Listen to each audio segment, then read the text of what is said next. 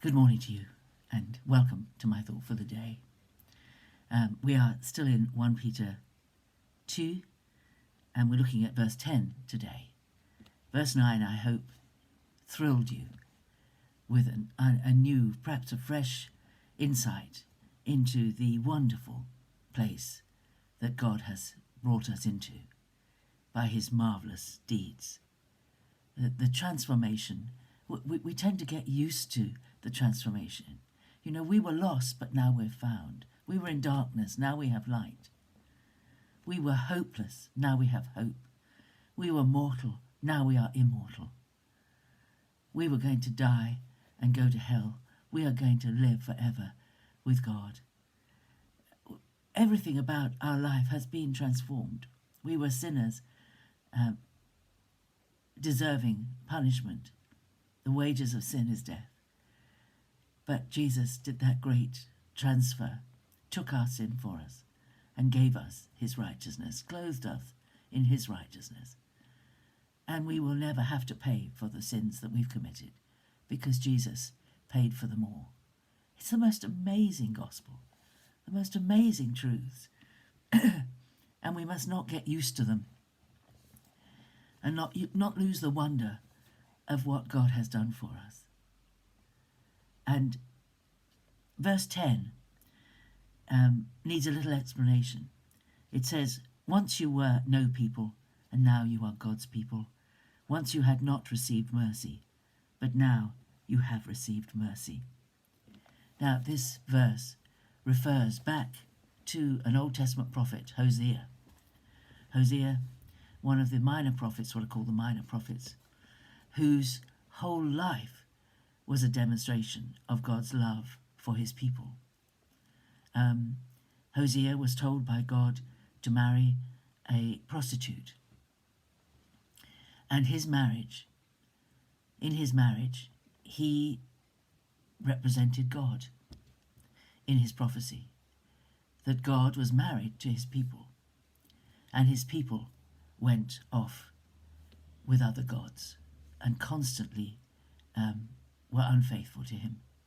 And the pain that Hosea experienced through the infidelity of his wife, through the frequent infidelities of his wife, and through the relationship he had, was incredibly painful to him.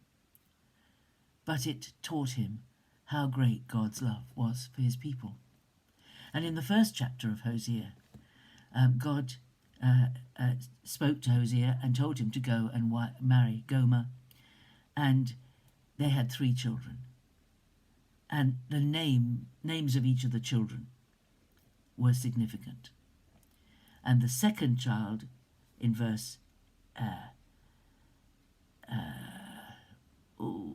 6 of Hosea chapter 1, she conceived again and bore a daughter, and the Lord said to him, call her name Not Pitied, for I will have no more pity on the house of Israel to forgive them at all. In other words, there will be no mercy. The compassion of the Lord will be turned off. I will not pity. I will not have compassion. I will not forgive. And then the third child was a boy. Verse 8, when she'd weaned not pitied, she conceived and bore a son, and the Lord said, call his name Not My People, for you are not my people, and I am not your God. So even in the children, there was a prophetic message to the people from God that they had gone too far, that they had tried the Lord beyond a return.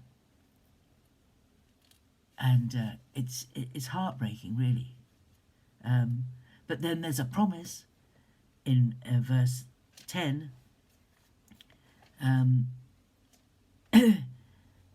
Second half of verse 10, it says, and in the place where it was said to them, you are not my people, it shall be said to them, sons of the living God.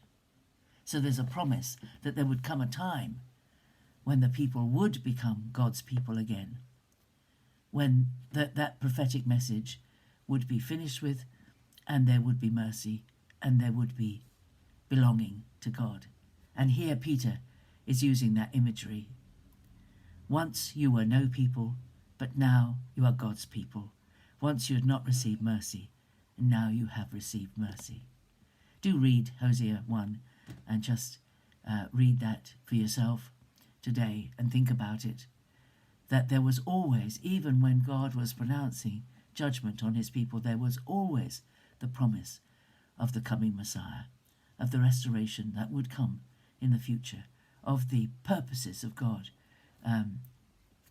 being fulfilled, and there being a moment when all of sin would be dealt with, and this reversal of fortunes would happen. And we are receiving this. We are. Once we weren't anybody. We were nobodies. We didn't belong anywhere except on the dung heap. Our righteousness as filthy rags. Nothing of any worth. But now our worth is in our acceptance of Jesus. Our worth is in our faith. Our worth is in our transformation into living stones that are put into this wonderful house for God.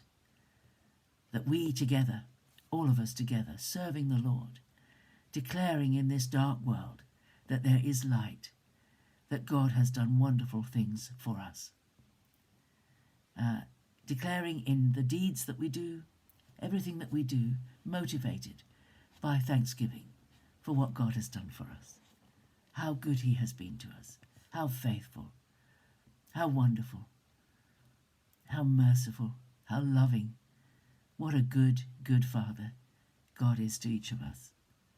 And we live out our lives hoping for opportunities to say to people, look what God has done for me in Jesus, and he'll do the same for you.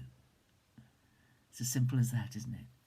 But shining light into those dark places of this world in the hope that God will take that word that we speak and use it as a seed in someone else's life that will help them on their way to finding Jesus for themselves, and to finding that where they were a nobody before, they suddenly become one of God's people, and where they had never received mercy, now they had received mercy.